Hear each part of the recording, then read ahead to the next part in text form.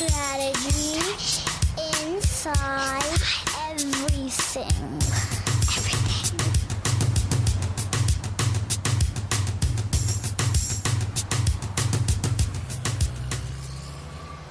All right, welcome back to another episode of the Strategy Inside Everything. I am excited. We have a doctor on the show today with us, so I'm excited about that. But I think when you hear about who our guest is, you'll be surprised. We're not going to be talking about medicine, thank God, because I would not be good at that conversation. Today, she's been named to Forbes CMO list. She's a doctor of sociology. She was the former chief brand officer at Rebecca Minkoff. Andjelic has joined us today. How are you? I'm good. Thank you. Thank you for having me. Anna, I'm really glad we were able to work out this time. You were kind enough to make some time to join. Would you, before we get into our topic, would you give people a sense of a little bit of history about how you climbed up in your career and got to where you are? Oh, absolutely. And speaking of medicine, you don't need to really be a doctor to be an expert in medicine. I guess not. As the entire group and wellness space is everyone is an expert in nutrition and so on. That's true. So, I guess anybody with Wikipedia and YouTube is an expert. Well, they're just you need to follow your gut. You don't even need a Wikipedia. You can just do what feels right and then just have a blog about it. Oh, trust me. Yeah, there's all sorts of things out there. Yeah, don't Google colonic. You'll have a lot of results. So that luckily doesn't have anything to do with my career path. I mean, colonics. I'm kidding. So we started, I've been in New York for, I think, 18 years, and I moved here from Belgrade, Serbia, to do my master's in media studies and then my PhD in sociology. And when I was doing PhD, I focused on sociology of technology, how society and technologies interact, how we design our values in technology, and how then technology shapes our behaviors afterwards. And this was all, mind you, way before, not way, but a couple of years before Facebook, before privacy and different notions of privacy, before AI and so on. So it was a really exciting time to sort of study technological innovation and how organizations adopt new technologies, how organizations organize innovation. Can innovation be organized? How innovation spread through society? So I was lucky to study all of that with the top minds in that field. And when I was doing my field research, I went to AKQA and then Razorfish, and I stayed in Razorfish for 2 years because it was really exciting time. It was 2006, and I was I need to be part of this. I kind of put pause. I mean, I didn't put pause. I just delayed a bit my studies because I was enjoying working with UX designers and content strategists and analytics people. And that was the time when brands figured out that they can use YouTube for advertising, and all of that social media phenomenon was just happening. So it was a really good time to be at the digital agency. And after that, I went to Huge and then moved to creative agencies, Droga 5, and then focused on fashion, luxury, and lifestyle agencies that work with those brands. How did you? What made you gravitate towards luxury and lifestyle? I was not particular. It's not luxury, fashion, and lifestyle that, on a surface level, that I'm interested in. I was very interested in the emerging retail models. I am very interested in emerging retail models. And excuse me, to a certain extent, luxury brands are easy to sort of use as an example of innovation or lack thereof, because they have oversized cultural influence. They're not like toilet paper brands. They already influence culture. They're already part of that conversation.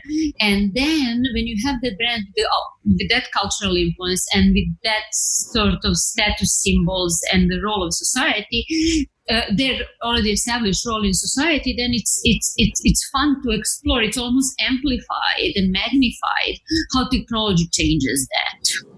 And then I started just by looking, like, it was like, what are the online marketplaces? How does content and commerce merge? What is contextual commerce? What is distributed commerce? How can you find different ways to connect brands and products in that context where you're like selling status symbols? That's really interesting. And I saw that you posted something with the creative director. I think it was from Dior. And he was talking about the way he doesn't like the word exclusivity. And he believes that it's all about common interests and creating communities. Do you think that's true of most fashion brands that they think? Excuse me, it was Valentino, not Dior. Oh, I apologize. Dear Paolo Piccoli. No. Yeah, I like that because he said, oh, I'm not interested in lifestyle. And I sort of like agree. It's like a marketing concept and it masks a lot of things. And what basically he was saying, which that's why it reflects how I think, and that's why I shared it, is basically how you find common values between the brand and the different audience groups, and through common interests and things that you do and enjoy doing. And that's much more granular than that like sweeping lifestyle thing. Yeah, it was a really interesting article. Although the name of the brand, as you can tell, I'm not a fashion connoisseur. I'm kidding. I mean, like, I'm kidding. Yeah, it's okay. That's all right. I know who I am. I won't tell anyone. Just like your millions and millions of your listeners. Well, I think we'll only have a few extra million because you're on. So. This will be even a bigger audience to be embarrassed in front of, but I'm okay with it. Let's talk. You said that you gravitated towards luxury lifestyle and fashion because of the emerging retail model, and a lot of your writing is about that topic, and that's what made me reach out to you. Was I love the way you write about the retail model and how it's evolving and changing, and how digital is impacting it, and I take it almost as an allegory for all other brands. You know, they're in the lead because of the outsized influence they have. But I think we can extrapolate out what it means to the more household name brands that are fighting for shelf space and fighting for attention.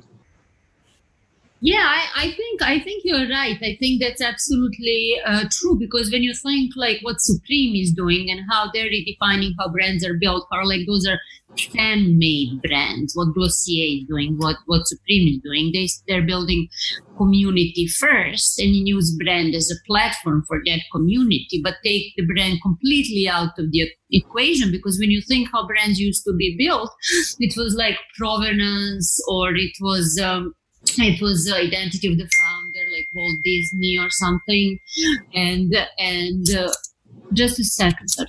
And so today's brand is like, it's about identity of the community that you're building, and that community network, and that really was pioneered in a fashion and beauty space. And what does that mean for? I mean, I compare that to when you talk about the beauty space, then I start thinking about retail at the typical consumer level in the beauty space, which has moved from, the luxury retailer to, you might go to CVS and buy makeup or things. And that experience could not be more different. Yes, the experience is different, but the way that brands are built now are sort of, as I said, we are looking to those new business models, but there are also brand building models. There are like modern brand building models. And some of them, they use building community. Some of them use curation. Some of them use content. Some of them use collaborations. And I think that's something that all brands can learn from. You don't need to be Supreme. You can be CVS, but you can focus on how do I connect with my audience, who is already coming to my store, who is already my loyal customer, how can I provide value to that customer, how can I connect customers, can they share information with each other, do they want to share information with each other, what kind of content do they like, what kind of collaboration can I do. And I'm not talking about collaborations like drops, Supreme drops. I'm talking about meaningful collaborations that are aligned with the specific needs of the audience. So Right. in that sense, like I wouldn't be like literal in saying, hey, look what Supreme is doing and do the same thing. That's absolutely wrong. It's more thinking about like, hey, there is a niche community with a specific interest.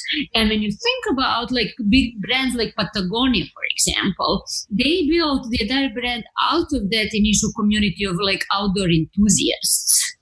They're their biggest advocates, biggest fans, and beta testers for whatever they're doing. So in that sense, like I think that every brand may have something, like even when you talk about toilet paper brand or batteries, you can even then create some narrative or a story around sustainability, which is a value, or around supporting local workers, which is again a value. So I think that it's possible to take best practices and apply them strategically and not literally.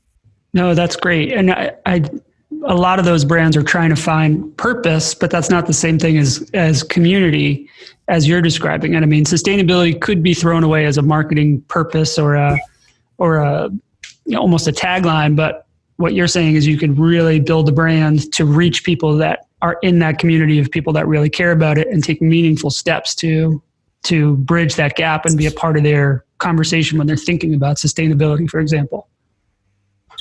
Exactly. And for me, like the purpose has become like a shortcut for a lot of brands to try to market their relevance, not establish the relevance, but market the relevance, because that's something you can't fake it. And if you fake it, people know. So if Patagonia says that they're in a business of keeping the environment alive, that's probably what they mean, because if there is no outdoors to go outdoor, what is the point of outdoor clothes? So like in that sense, like it's always looking at the bigger picture, but at the same time, the entire organization needs to be aligned, and internal culture needs to be aligned with external culture. Otherwise, you're just faking it. Yep. Yeah. And those hollow causes are killers. They break the credibility for any brand that's actually really trying to make an impact somewhere.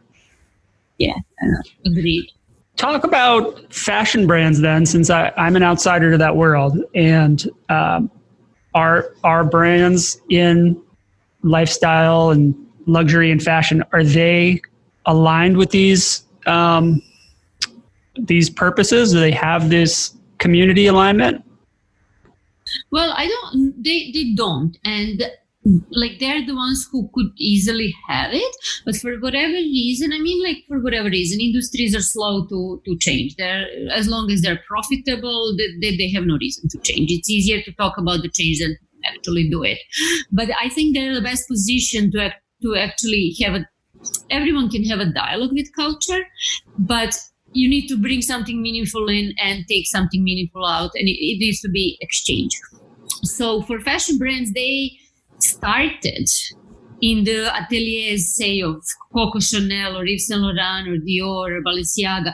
And people went there not because just for clothes, but they went there for the conversation, for the point of view, for like Coco Chanel changed how modern women dress. She introduced the pants, and so it like those brands capture the zeitgeist and then turn it into a tangible form through clothes, but also through the symbols and through the entire spirit, if you want, of the brand, the set of values. And I think that has been lost largely, at least what is the contemporary expression of those values. And I keep saying values because values is for me more actionable than purpose, because it's easier to ask, like, what do people value? What's valuable to them, And that's a great conversation point. That's a great bridge between the brand and consumers. Because if you share the same thing that's valuable to you, either environment or I don't know, comfortable life, or I don't know, whatever rocks your boat, then it's going to be much easier to connect. Do you think for a fashion brand, so going back to Valentino, the conversation that they're engaging their customers in is the category. They have a unique, for the true houses that are producing fashion, they have an advantage in which the category is the culture, is the conversation piece that they can bring to their customers and their audience. Whereas going back to toilet paper, nobody wants to have that conversation. Or if you're Smuckers, nobody wants to have a conversation about jelly. I just want to buy it for $3.29 and get that done. Yeah, absolutely. You always have to ask what builds a brand in a category. Like, because the builds and brands are not built in the same way. So sometimes it's enough to be on eye level on the shelf. Sometimes it's a friend's recommendation. Sometimes it's like, I don't know, review. Sometimes it's influencers wearing it or something. So it's always, of course, what builds a brand in a category. However, now that one is modernizing the way you're building brands in a category, I think that there is a lot more cross-pollination than was before. Does it vary by brand or by category or both? Which levers you have to pull, in your opinion? Well, I think that it's not the question. It depends. The favorite planner's answer is like, well, it depends. Don't say I did not think about it. So I think you can be Jello. And if your story if you have origin story, that's relevant to tell, or that is relevant, that you can find a way to express in a way that people are going to find valuable in social, emotional, functional terms, you can build the best Jello brand in the world and break the codes of the category how the Jello brand is built. So I don't think that there are rules anymore. No. On the brand building level, because again, modern brands are those who broke the rules of branding, and then categories are impacted by way more than their immediate competitors. Yeah, no, I think that's true. I think more than we've realized, there was a playbook that was created, and now it's about learning how ideas get around the playbook and using those ideas to build the brand and kind of create a myth about the brand using these new tools that we have. Yeah, totally. Because the Jello brand can have like the best Instagram account in the world, and I may use that Instagram account. I may never buy the Jello, but right. But I love the pictures, or the video. Right. That's so true. And then I am connected to the brand just in a different way. That is. I don't know if it's more or less meaningful to them. I guess if it doesn't drive sales, it's less meaningful. Well, hopefully it will drive sales. Let's leave it at that. Yeah. Let's not talk ourselves out of job. Very good. Let's shift gears and talk retail. Who is doing retail well? And you can go as lowbrow or as highbrow as you'd like. Who are you seeing that is really executing well on retail? Well, there is, again, a difference between those brands that are always in the news and those brands that are actually doing well. And True. I think that's not exclusive. So, for example, Everlane has like the best activations. One day they had posters all over Soho. The next day they had, the secret store or a pop-up with a mattress or whatnot. And then, it's insane. On a rainy day on Sunday in New York, there are people waiting to get into Everlane. And it's like, what's wrong with you? Just go to Gap, but it's... But that's the strength of the brand, And so people are willing to do that. Apple, back in 2007, let's wait in line for this. It's worth it. Right. And is that the brand experience or the retail experience? I don't think it's either. I think it's, again, going back to values, to the set of values. And because Everlane really drummed in that, started with transparency. It was that little spiffy little graph that shows how much you're paying for the t-shirt and how much it actually costs to create. And then it was we don't do discounts, but you can choose how much you want to pay. And if you pay X amount, it's going to go towards health insurance of our workers. And you feel like a real asshole if you don't, You know what I mean? It's kind of series of consistent actions, and now they're like making shoes and like whatnot, but they started like really like slowly to build it, and very, very, very consistently. And that set of values was unchanged, and it may have started with transparency, but now it's like, oh no, we're doing real things, like when we do sustainable cotton, it's all real. It's like, so I think it's really that. It's like brand equity in its like purest form, I suppose. And so I think they're not profitable yet, or like last time I checked. So they took a lot of money, VC money, and they clearly have a lot of sales and stuff. But the retail is really tough. It's a tough business, so it takes a while, Yeah. Then you have Warby Parker, which is profitable. Then you have those brands. There is Reformation, which is also great, which is like being naked is sustainable option number 1. We are number 2, so it's like a very, very clear message and very, very defined set of values.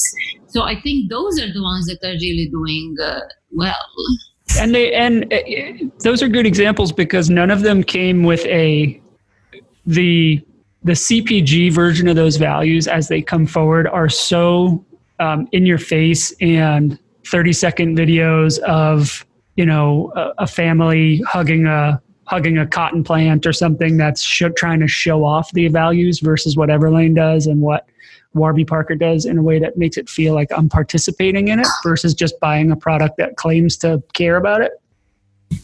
That's true. And what's also true, it's like that, like act small, think big. So it's like accumulation of marginal gains, so to speak. They're just doing like 1% actions consistently, and those actions accumulate. And they don't do 30-second spot. Now they can, because now people believe them. But if you start with the 30 seconds, like in advertising, there is a saying: "Don't tell me you're funny, tell me a joke." Right. So, they're doing that, and other brands are telling you that they're funny, and you're like, yeah, next. Right. I'm not exactly buying it. Yeah. But you have to prove it. You have to earn the credibility before you can do it. Exactly. So, and you need to walk the walk, and I think that's what. And then I don't know. I think Target is. I even think Walmart is doing like good stuff when they have like their acquisition of DTC brands, and and they're trying to invest in that they're figuring out, okay, what's next CPG? Let's see what's going on, let's see how we can innovate the last mile, and let's see how we can innovate online experience, because Amazon is breathing behind their back, so I think in that sense, like whoever is willing to change what they're doing and adapt, I think they're doing a good job. So. Right. No, I hear you there. I agree. But they credit where it's due. They are innovating in e-com and the last mile. I have a feeling some things will change because I don't think they understood how different the Jet.com business is from the Walmart business. And I also don't think that delivery where they were using their own employees to just get in the car and deliver things. I'm not sure that they had that all figured out, but it is interesting to see such a big company trying to innovate. Exactly. If you don't test different things, you're never going to learn. So I think and I'm pretty sure that they're making very hedged bets. They're not like mindlessly like flapping in all directions. So I'm willing to see what they come up with. Well, since you brought up Walmart, I mean, that's the big brick and mortar. That's the biggest one maybe that's ever been, and maybe that ever will be at the way things are going. Do you think? No, Amazon is the biggest. Amazon wins. Like no matter which category Amazon wants to zoom in, there's like evil eye, and like Lord of the Rings, Well, you see when they even announce a business, it moves markets. When they say we're going to go into the insurance business, it moves the market. Oops, yeah, exactly. Health insurance crashed like the moment Amazon. Yeah, so I mean, I think they're just seeing efficiencies in different markets, and they're like, hey, we are going to move in, How do you think when Target really hit its stride 10, 12, 15 years ago, it had that fast fashion swagger to it, and then they kept that growth going where they were partnering with designers and releasing collections. Do you think Walmart has kind of slowly and steadily improved what they carry? It's still not fashionable. I mean, it's still not high fashion. It's still not fashion on the par with Target. But do you think those large scale retailers will get on board with fashion, or do you think fashion is too far outside the mainstream for them to really, really sink their teeth into it? Well, I think like the real challenge is fashion for 99%, like it's okay if we nailed fashion for 1% down, it's great to have like a dress that costs $10,000 and yes, craftsmanship, blah, blah, blah. But for me, it's like, it's a real challenge to like deliver not everyone, but like a lot of people want that joy of fashion. So it's like that feeling that, that energy and that satisfaction and self-perception that comes with it. So for me, the challenge is like, how do you really socialize that? How do you really deliver that at scale like Zara is doing? And that turned out to be like, well, it's unbelievably cheap. They're like designed to be worn 10 times and then you throw them away. So it's like, it's catastrophic for the planet and so on. So I would like to see that, like, what is happening? What does it mean if you have a Walmart, then it's in the middle of nowhere, and when people go in to buy, groceries, and then they stay for something else, that can be a community, that can be like, whatever, some meetup, some sort of conversation, or they just want to browse what's out there and it's affordable to them, and I think that's where real innovation comes in, with the subscription services or like monthly fees or with delayed payments, although no one needs to go even more in that. That's my opinion. So I think there is, for me, better thing than Target did. Those designer collaborations was building their own in-house brands. They have a large number of in-house brands, which are based on the data that they have, and they're like creating cost-effective alternatives to high fashion brands they have that share the same trendiness, if you will, and they have a certain quality that's higher than fast fashion. Right. So that is sort of the place when you can have. No, I think that to be like known as Walmart. Like Walmart now has fashion. And I honestly don't have anything against that. I think it's really the democratization and the ultimate form, because we made fun of people of Walmart, but that's sort of like there is a big leveling that's happened in fashion, and I believe that anyone should have access. Yeah, I agree. And ultimately, the things that are on the runway influence what's carried in Walmart one way or the other. I mean, it's not identical. Runway, maybe less and more street style, more what you see on Instagram. And yeah, so I think like it's that sort of participation in popular culture. Do you because think? When you look at the selfies, like everyone wants to be an influencer. Yes. Yeah, that's a different podcast, I think. Maybe I'll have you back on to talk about that. Yeah. Sure. Do you think the brands that are doing luxury retail well, so go back to Everlane, Warby Parker with their very cool stores, have you seen an impact on larger scale retailers where they're trying to mimic those things? I don't think I've detected too much of it yet. You mean like Target and Walmart and stuff? Yeah, or any department stores or Nike is doing like great stuff with their experiential retail and their like store of the future in California and like so on. So Nike is doing, but department stores, I don't think so. I think like Net-a-Porter online is doing better. I don't think that department stores have really unlocked how to be relevant, how to become curators rather than just like aggregators of whatever their merchants think will sell. Do you think department stores are going to figure it out, or are they going to get just or are they just going to keep shrinking? Without their wider role in the retail ecosystem, because they were the ones who were the taste makers and the gatekeepers and the decision makers. They were the ones who decided which parts of the runaway or which items are going to reach customers, and then they were pushed those to customers, and then that's how customers actually shopped. But then with sort of social media, you can see whatever you want. You can, buy whatever you want, and then you can see entire collection. And they lost their middleman role. And as every middleman across industries, they would now need to either figure out a new role for themselves, or do something else. Do you see one brand over another? Like, will Macy's figure it out before Nordstrom, or do you have a front runner that you think will figure out that role? Well, Macy's is trying. They're they're reorganizing their stores and the merchandising, the layout, the experience, and so on. So I wouldn't say they're all doomed.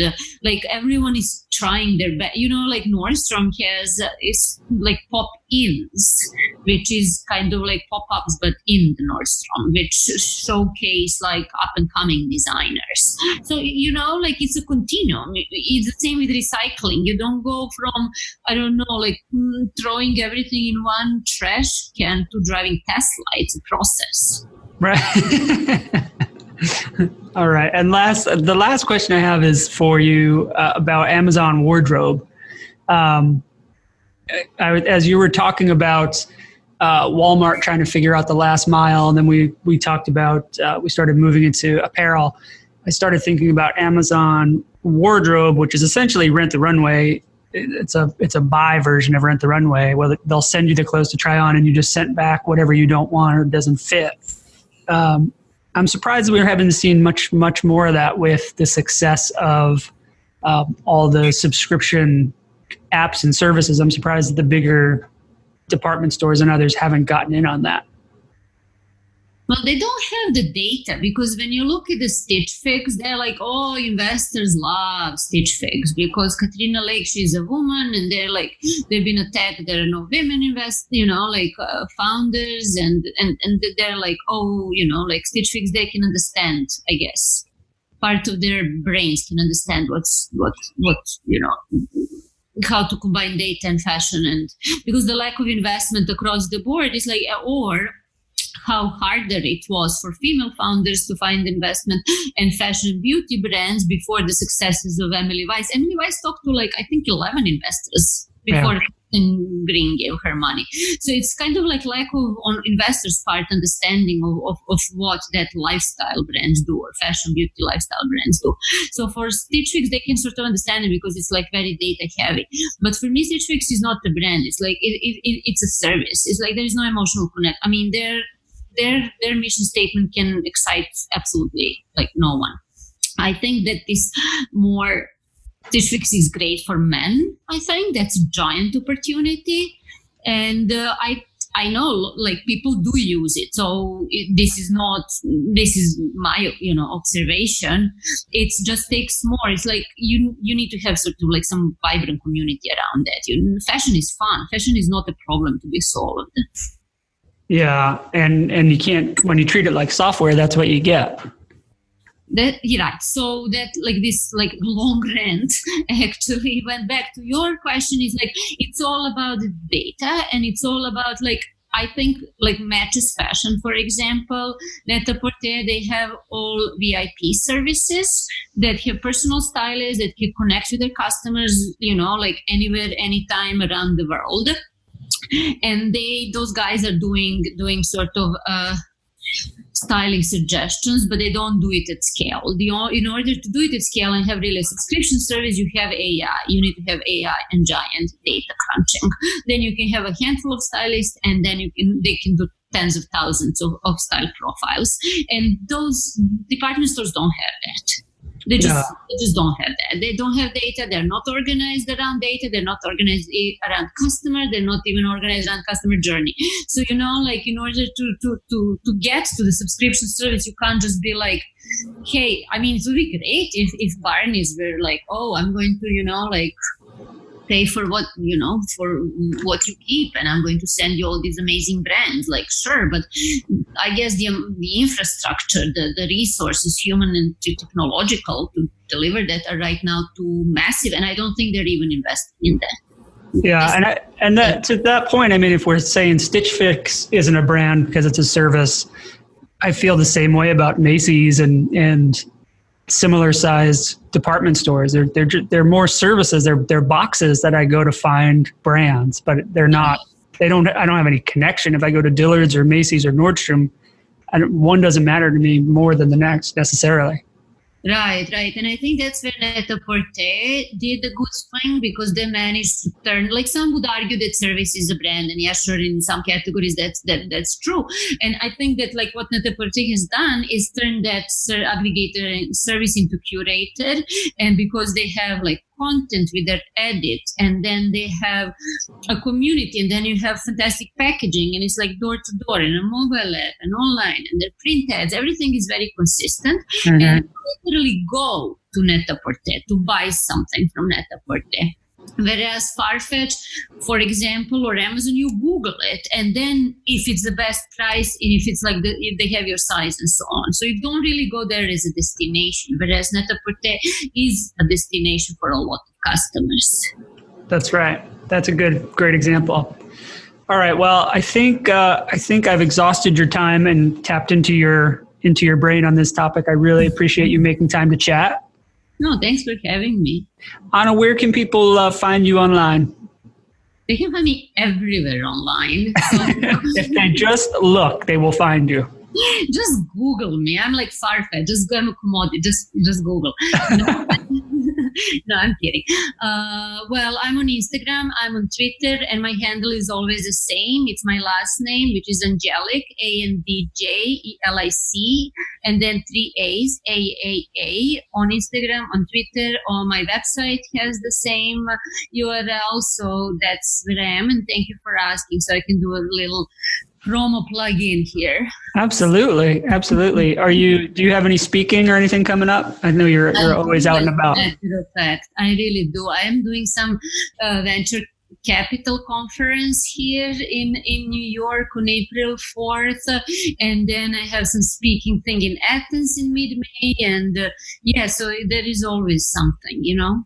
I love it. I love how your brain works, and how you get it down on paper. Whenever I see a link that has your name on it, I always stop what I'm doing and read it. Oh, that's really sweet. Thank you. Have you seen my Fast Company article? The one about algorithms. You didn't ask me anything about it. I did not ask you about it. It's too new. It is in my paper right now. Oh, okay. Sounds good. Next time. I would love to have you back. Thank you, Adam. All right. Well, thank you very much. I really appreciate you making time.